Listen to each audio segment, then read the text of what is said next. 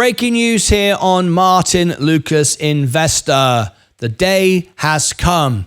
The day has come for me about to pick up my highest ever dividend payments on the S&P, and it's the last chance for you to be able to get your dividends for the S&P. We're talking about VU right now. This is my portfolio. We just hit another all-time highs this morning. We're just touching 120 grand. We're just off that now. Remember, my swings get bigger and bigger as my portfolio gets bigger. My swings get bigger. So just remember that. It does happen. But we're looking at dividends now. And let me share with you, this is my 100% of my portfolio. As you can see, is the S&P 500 through the ETF of VOO, VOO, which is the preferred way to buy the S&P. It's better than SPY because it has a lower cost management. And I don't mean the price of the stock. The stock price is irrelevant, has nothing to do with it. But today is your last day. Time is up. What am I talking about? Ex-dividend date is up. Your last chance to get your dividends this time around. What am I talking about? Well, I will reveal all once you tap the like button and you click subscribe and ring the bell. And I'll tell you what I'll do. We've not done this for a while either. I will I will reveal it once you've said hello to the little fellas. Here are the little fellas. We've not seen the little fellas for a while, have we? No, there you go. Tap the like button just for that. Just for that, I think you should tap the like button. All right? Let me reveal the ex-dividend date is, the next one is the 27th of September, which is in 3 days from now, which is we are the 24th of September. So what do you mean? I thought it's all over today. It is, because your stocks that you buy have to be settled by the 27th of September. That means you need to buy today at the absolute latest. You need to buy today at the absolute latest. So if you want to buy the S&P 500, I would suggest VOO is the way to go. That's what I believe anyway. It's better than SPY. Could be another reason why the S&P is down today, actually. But anyway, no, it's not. That would have nothing to do with it. Anyway, 27th of September is the ex-dividend date. So you need to be in today because it takes a few days to settle. Normally 3 to 4 days. So we're 3 days now. So you're pretty much there. We may be too late. Maybe last night. I would already be in, and I am in. There's no big drop for me, so I'm not buying any more. Then on the 1st of October, you'll be paid. Pay date, 1st of October. As you can see here, pay date, the 1st of October. How much are we going to get? Well, as you can see, traditionally it moves up. It's not always going up though. 154, 64, 47, 54, 54, 73, 52, 67. So we don't know. Don't know is the honest answer at the moment. That was the projected, and then that's the actual price that we actually got. So you can see we're outperforming what we no, not always. 149, 154, not always, but you can see it's generally trending up with a little bit of a ripple along the way. This one, I don't know. I've got no idea. We shall see what it is. But anyway, ex-dividend day is up today, really. Well, 3 days from now, but you need to be in today. So are you going to buy the S&P? I am expecting somewhere in the region of about $600. I can't be precise. There's no way to know, but I'm expecting about $600. Now, what will I do with my dividends? When you get your dividends, make sure that you've turned reinvestment off. Very, very important. Let me explain what happens. If you've got dividends and they pay out on the 1st of October, but it'll take another day for it to settle and all the rest of it, but the money will come in. You've got two options. If you've got there's two accounts you can have. There's the brokerage account, and then there's your IRA, ISA, your tax-free account. You've got two accounts. We've all got two accounts. At least you should have, right? If you get dividends into your IRA, and I'll share with you my IRA. This is my IRA there. I will get money into here. It'll go into the buying power.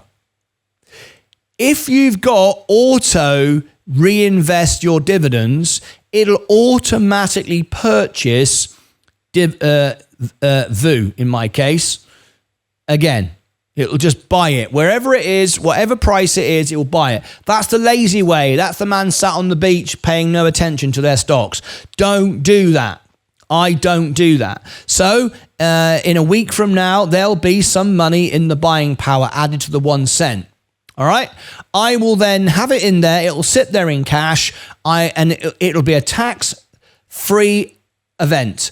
In my IRA or my ISA in the UK, it'll be free money. It's not free money. It's essentially the profits that I would have got on growth if they'd not give it me on dividends. It's the same thing. It's your money. You either get it in growth or you get it in dividends or a bit of both, right? In this case, you get a bit of dividends. So it'll come on in. It'll give me some money and it won't be... I've turned off auto reinvest. I will wait for a macro dip. I won't wait too long. I'll just get a little bit of a dip. I don't see any major crisis down the line and I'll just be in and be done with it. That's my IRA. Tax-free, didn't cost me anything, right? So it doesn't matter what I do, really. If I go over to my main brokerage account, right? At the moment, all my cash is gone. I'm fully invested. I'm paying margin. So what I want to do is, again, auto reinvest. The dividend is turned off. I don't want it to go into buying VU at the all-time high as where we are now. I want to be reducing my margin, so I'm ready to use more margin when we get pullbacks, when we get macro dips. I'm already invested. Back in January, we're having a rally. We've had a huge rally. I don't want to be buying all-time highs. Nothing wrong with all-time highs when I've got cash. Nothing wrong with all-time highs because we always set new all-time highs in the future. But if I'm using margin, which costs me money, I want to get a discount, obviously, right? To compensate the interest. And not only that, it just is good practice to keep getting the dips rather than just keep buying on the way up. On the way up is fine with cash. If you're using margin, you buy on the way down. Obviously, it makes sense, right? So auto dividend is turned off. Now, remember, this is a taxable event. It's a taxable event because you've received the profit. If your stocks go up in value and you don't sell, you don't pay any tax because you've not sold it. However, this is why dividends is not all a bonus. It is if it's all on your IRA or your Roth, but it's in your main account. It's a taxable event. If you earn dividends, it's an income. Just like the money I earn on YouTube, it's an income. I'm going to pay tax on it at the end of the year. My brokerage is going to tell the IRS or the Inland Revenue in the UK and say, Martyn's earned all this money on dividends. And they'll go, great, 20% of that is ours. That's right, it is. So, what I don't want to do is just reinvest that at the all-time highs. What I want to do is take that money that I'm going to pay 20% on, because I am, regardless, and reduce my margin by currently 5.05%. That's how much I'm paying on margin, and I'm going to reduce my margin by the dividend amount, which for me will be about 600 in total over the two accounts. So like 400 here and or maybe 500 here and like 100 on the IRA. That's the sort of somewhere in that region anyway.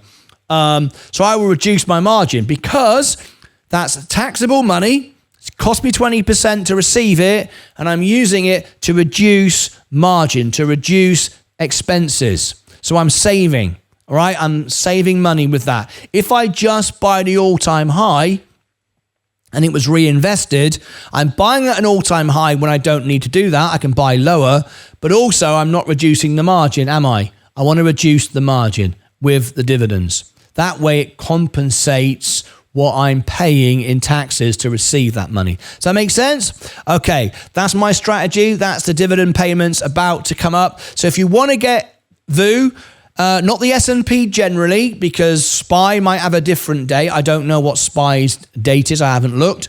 It's a whole different setup, a different time structure. But if you want VU, which is the recommended way for retail investors to buy the S&P, today, maybe you even already today, if you are not sure and you're thinking, well, I want to buy, but I want to make sure I get dividends. Remember, dividends isn't free money. If you get paid, the stock will just compensate it. All right, it's the same thing. So don't chase the stock to get today's dividend. Right? If you want to be in and you like the price today and you got a little bit of a drop today, all right, buy the S&P. But don't chase it because you want to get dividends because you think, oh, I got free money and I can sell it tomorrow. No, because you'd pay tax on the dividends, then you'll pay tax on the profit. It's not much point doing that if you're just going to try and buy and sell for a dividend. There really isn't any point, at least on the brokerage account anyway. So if you're not sure and it's critical to you to know that you're going to get the dividends, because if it's not settled, you'll just be in for next quarter.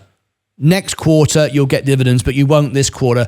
Then you need to contact your brokerage, see if I buy today, what's the settlement period? They might say 2 days, 1 day. I don't know. For me, I think it's 3 or 4 days. So today may be already too late. Anyway, so there you go. Click above my head for further information down below in the description. Over here, I've got some more videos, and down here, my new psychology of investing. This is cash king? Absolutely not. And if you watch it all the way through, you will realize I prove to you cash is not king.